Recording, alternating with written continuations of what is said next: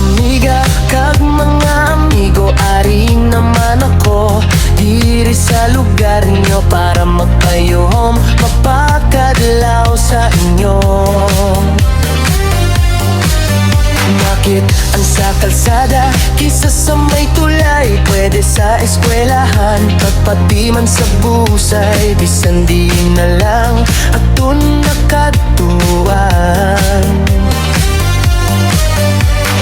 Basta hindi lang risky atun na natumbuan, bisan damo tapos share inaya okay lang.